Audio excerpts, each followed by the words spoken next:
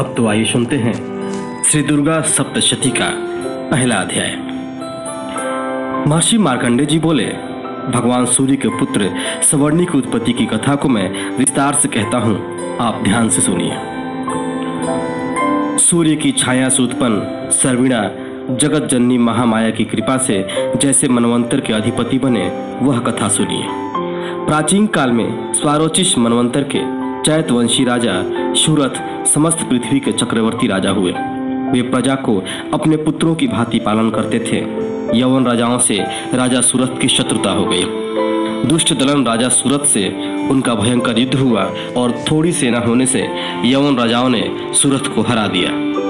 तदंतर राजा अपने नगर में आकर राज्य करने लगे, तो भी अन्य शत्रु राजाओं ने राजा सुरथ पर चढ़ाई कर दी और नगर में भी दुराचारी मंत्रियों ने राजा का कोष, सेना तथा समस्त वस्तुएं छीन ली। तब राजा सूरथ हार कर अकेले ही घोड़े पर सवार हो शिकार खेलने के बहाने घोर जंगल में चला गया। वहां महर्षि मेघा का सुंदर आश्रम देखा, जो अहिंसक सिंह इत्यादि पशुओं तथा शिष्यों और मुनियों से शोभित था। वहां बैठे हुए महर्षि मेघा को राजा सूरथ ने नमस्कार किया और मुनि से उचित सत्कार पाकर उसी आश्रम में रहा।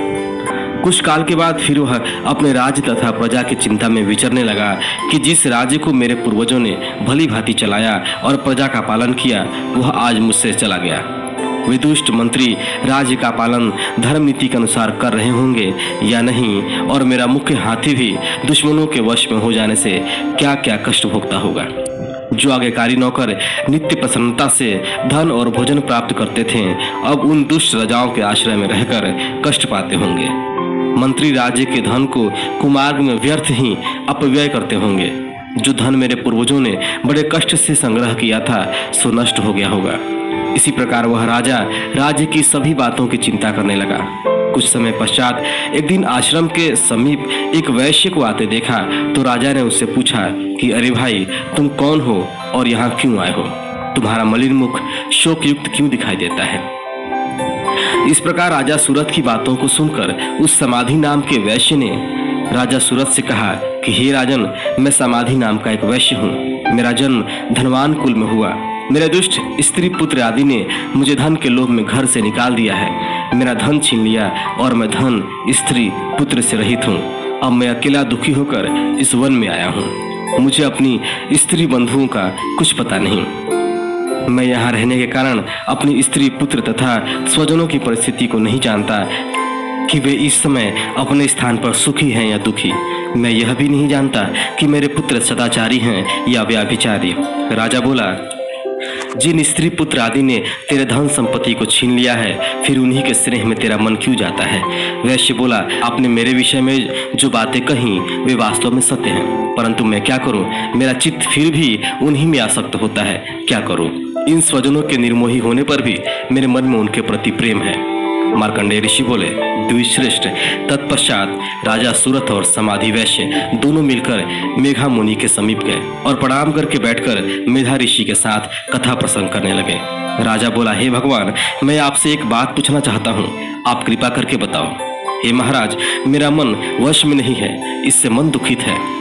गए हुए राजे तथा अन्य सभी स्त्री, पुत्र, बांधवों की ममता मुझ में अभी तक बनी हुई है। हे मुनिश्रेष्ठ, यह जानते हुए भी मेरा स्नेह उनसे अज्ञानियों की भांति विशेष बढ़ता जाता है और इस समाधि वैश्य को इसके स्त्री, पुत्र आदि ने त्याग दिया है तथा इसके घर से बाहर निकाल दिया है। यह भी उनमें अत्यंत आसक्त रहता है। इसी तरह हम दोनों बहुत दुखी हैं। हे महाभाग, उनके दोषों को जानते हुए भी हम दोनों का हृदय उनके प्रति ममता में आसक्त रहता है। इतना ज्ञान होते हुए भी ऐसी ममता क्यों है? हम दोनों को अज्ञानियों की भांति मूर्ता क्यों उत्पन्न हो रही है? महर्षि मेधा ने कहा, समस्त तंतुओं को जानने योग्य ज्ञान होता है। हे महाभाग, सभी प्राणी अलग अलग होते हैं। कोई दिन में नहीं देखते, कोई रात्रि में नहीं देखते और कोई दिन रात्रि में बराबर देखते हैं। पुरुष ज्ञान युक्त है, यह सत्य है, इसमें संदेह नहीं। केवल उनमें ही नहीं, सभी पशु, पक्षी, मृग आदि में भी मनुष्य की भांति ज्ञान होता है। यह स्थूल ज्ञान होता है। जैसा मनुष्यों में आहार आदि की इच्छा उत्पन्न होती है, वैसे ही पशु पक्षी आदि भी आहार, विहार, निद्रा, मैथुन आदि की इच्छा भांति भूख होने पर भी ममतावश अपने बच्चों को चोंच में स्नेह से चूकी देकर प्रसन्न होते हैं। हे राजन, मनुष्य भी अपने पुत्र पौत्रों से इसी भांति बर्ताव करते हैं। वह पालन पोषण इस इच्छा से करते हैं कि जब हमारी वृद्धावस्था आएगी तब हमारा पालन पोषण भी करेंगे। क्या यह तुम नहीं देखते कि पुत्र आदि इनका भरण पोषण न भी करे तो भी माता पिता करते हैं, क्योंकि विश्व की स्थिति को रखने वाली महामाया के प्रभाव से वे मोह के गड्ढे में डाल दिए गए हैं। इसमें कोई आश्चर्य नहीं है, क्योंकि यह भगवान विष्णु की योग निद्रा है जिससे संसार मोहित हो जाता है। यही भगवान की महामाया है। वह भगवती देवी बड़े बड़े ज्ञानियों के चित्त को जबरदस्ती खींचकर मोह में डाल देती है। इस देवी ने ही चराचर विश्व को उत्पन्न किया है और यही देवी प्रसन्न होकर भक्तों को वरदान देती है जिससे मुक्ति मिलती है। वही मुक्ति की परम हेतु और सनातनी ब्रह्म ज्ञान स्वरूप विद्या है। राजा बोला, हे भगवान, आप जिसे महामाया कहते हैं वह कौन सी देवी है, वह कैसे उत्पन्न हुई और उसका क्या कार्य है, उसका स्वभाव, स्वरूप, उत्पत्ति इत्यादि के विषय में मैं सुनना चाहता हूँ, सो आप सभी वृतांत मुझे सुनाइए। ऋषि ने कहा, वह देवी नित्य है और सब चराचर में व्याप्त है, तथापि उसकी उत्पत्ति अनेक भांति से है। उस कथा को तुम मुझसे सुनो। वह भगवती देवताओं की कार्य सिद्धि के लिए उत्पन्न होती है और अजन्मा उत्पन्ना कहलाती है। जब भगवान विष्णु संपूर्ण विश्व को त्याग अंत में जल ही जल करके योग निद्रा में शेष शैया पर शयन कर रहे थे, उस समय विख्यात मधु और कैटभ नाम के दो घोर असुर भगवान विष्णु के कान के मैल से पैदा होकर ब्रह्मा जी को मारने को तैयार हुए। ब्रह्मा जी विष्णु भगवान के नाभि कमल पर स्थित थे। उन दोनों भयंकर असुरों को मारने को आता देखकर और भगवान विष्णु को सोता हुआ देखकर ब्रह्मा जी योग निद्रा की प्रसन्नतार्थ एकाग्र मन से स्तुति करने लगे, जिससे कि भगवान विष्णु के नेत्रों से भगवती योग माया अपना प्रभाव हटा ले और भगवान जाग पड़े। वह योग माया विश्वेश्वरी, जगत माता, स्थिति संहार करने वाली, भगवान विष्णु की अतुल तेज वाली निद्रा स्वरूप अनुपम शक्ति है।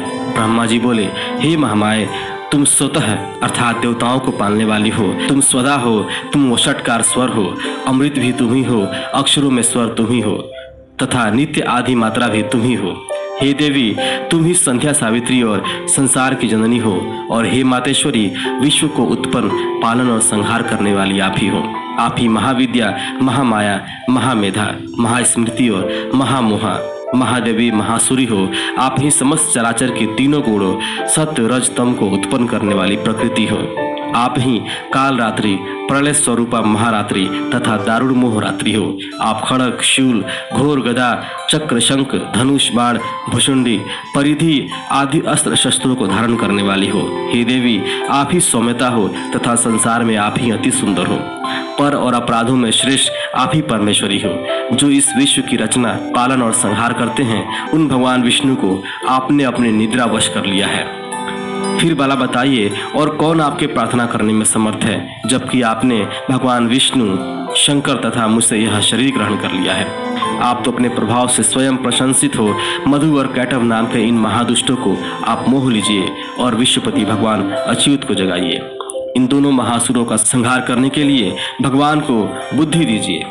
ऋषि बोले, इस प्रकार जब ब्रह्मा जी ने मधु और कैटभ असुरों के संहार के लिए तथा भगवान विष्णु को जगाने के लिए तामसी देवी की प्रार्थना की, तो उसी समय भगवान विष्णु के नयन, मुख, नाक, भुज, हृदय और वक्षस्थल से निकलकर अव्यक्त योग माया उपस्थित हो गई और योग निद्रा से भगवान जाग गए। तदंतर भगवान विष्णु ने उन पराक्रमी, वीर्यवान मधु और कैटभ असुरों को देखा, ब्रह्मा जी को खाने के लिए जिनकी आंखें लाल हो रही थी। तब भगवान विष्णु ने शेष शैया से उठ उन असुरों से 5000 वर्ष बाहु युद्ध किया। अति बलशाली महाउन्मत्त दोनों असुरों को महामाया ने मोहित कर रखा था। अतः दुष्टों ने भगवान से कहा कि आप हमसे वरदान मांगो। भगवान ने कहा, यदि तुम मुझ पर प्रसन्न हो तो मेरे हाथ से तुम्हारी मृत्यु हो, मैं तो केवल यही वर चाहता हूँ। ऋषि ने कहा, इस भांति जब भगवान उनसे यह वरदान ले लिया तो वे भगवान से कहने लगे कि हमें सर्वत्र जल ही जल दिखाई देता है, इसलिए हे भगवान, हमारा वध उस स्थान पर कीजिए जहाँ पृथ्वी पर पानी न हो। ऋषि मेधा ने कहा, तब भगवान विष्णु ने शंख, चक्र, गदा धारण किए और उससे तथास्तु कहे दोनों के सिर अपनी जांघों पर रखकर चक्र से काट दिए। इस प्रकार यह महामाया देवी श्री ब्रह्मा जी की प्रार्थना करने पर स्वयं उत्पन्न हुई है। राजन, मैं अब इसके प्रभाव को बताता हूँ, आप ध्यान से सुनो। ऐसे और वीडियो देखने के लिए हमारे चैनल को सब्सक्राइब करें।